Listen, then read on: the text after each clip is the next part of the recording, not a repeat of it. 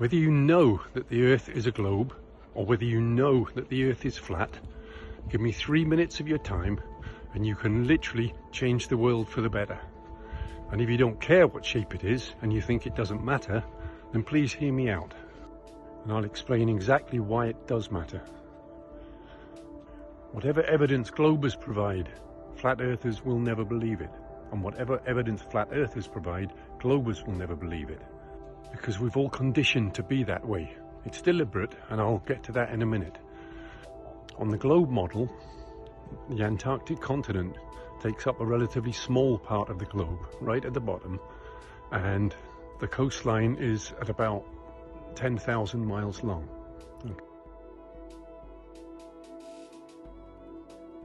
Okay. On the flat Earth model, obviously it's very different. The Antarctic ice wall goes all the way around the outside, encompassing every continent on Earth, and is approximately 78,000 miles long. That's quite a difference, right?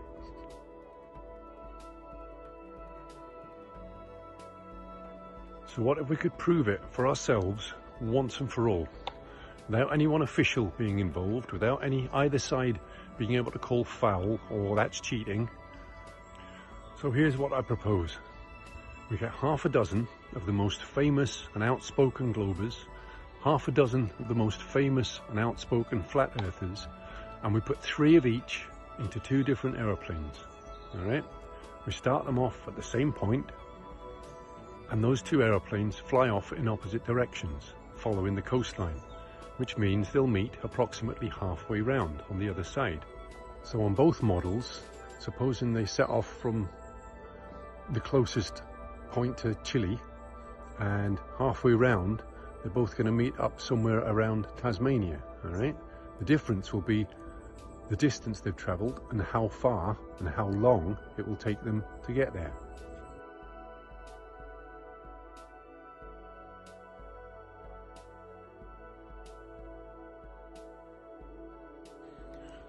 So supposing, for argument's sake, that those both planes are traveling at 500 miles an hour, then on a globe Earth model, they'll both have to cover 5,000 miles, which is about 10 hours. And on a flat Earth model, they both have to travel 39,000 miles, which is about 78 hours before they meet up. Now that's a huge difference and a huge margin of error. Now this is complicated slightly by the fact that allegedly there is a 90-kilometer no-fly, no-sail exclusion zone around the Antarctic coastline. So both planes would have to travel 100 kilometers from the coastline, which means obviously if it's a globe, then they'll have to travel a further distance. If it's flat, they'll have to travel less distance. But supposing that if they meet up anything less than 20 hours, the Earth is definitely a globe, right?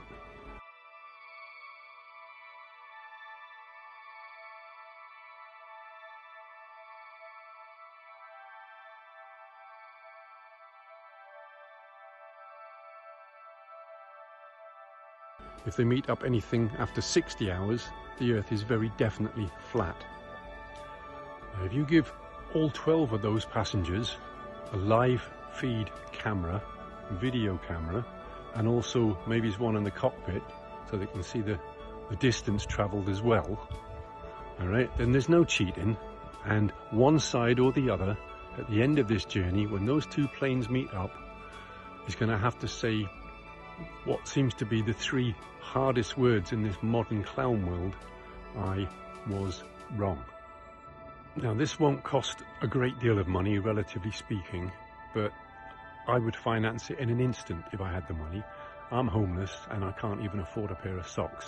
So this is what I'm asking you to do. You don't need to like this, you don't need to follow me, but please repost it, save the video, and share it to absolutely everybody you know on every single social media post and platform you have, and then start petitioning, lobbying, and bombarding the rich and famous, people who can afford to do this, to get it done. I'm thinking particularly the rich and famous who claim to be of the people and for the people. So maybe the likes of Donald Trump, maybe the likes of Mr. Twitter, sorry, Mr. X, Jordan Peterson, David Icke, Joe Rogan, your favourite sports stars, your favourite movie stars, pop stars, celebrities, anyone who's got deep enough pockets to do this and an interest in actually finding out the truth. Because here's why it matters. The powers that be have got the capability to do this. They've had the capability for many, many years, and they won't do it. Why? Globers will say, because they don't need to. We all know from NASA and all the rest of that stuff. And flat earthers will say, because they know it's a lie. Okay? How do we find out the truth unless we get it done ourselves? Because the powers that be don't want everybody to know the truth. Okay? And I'm not saying it's one reason or the other, but the point is, it's an artificial fence that keeps everybody divided. Okay? In the same way as sex, age, religion, race, gender, party politics, it's all artificial fences to divide the masses, divide and rule, right? Because as long as everybody's arguing with each other, then nobody's looking at who's really responsible for this shit show that we call the modern world, right? So whether it turns out to be a globe or whether it turns out to be flat, the point is we will all know. It will be the one thing that will unify the masses, all the people on Earth. And here's why it really matters.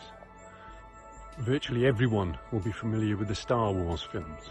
And at the end of the first film, the all-powerful, seemingly invulnerable, invincible Death Star is destroyed by one inherent weakness, right? And it transpires later in the series that that inherent weakness, that Achilles heel, was deliberately incorporated into the design by the creator. Are you with me? Now they say there's an easy way and a hard way of doing everything, alright?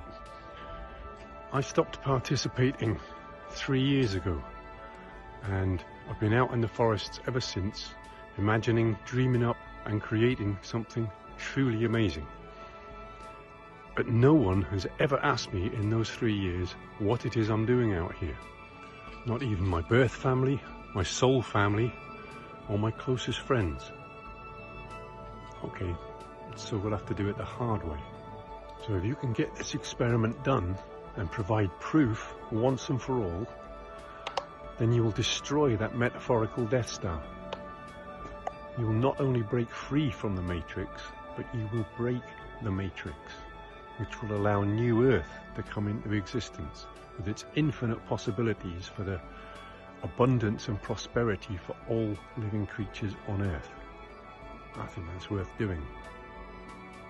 But I'm out of mobile data, I'm out of money, I'm out of time, and frankly, I'm out of patience.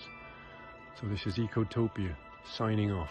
I love you all, and have a fabulous day.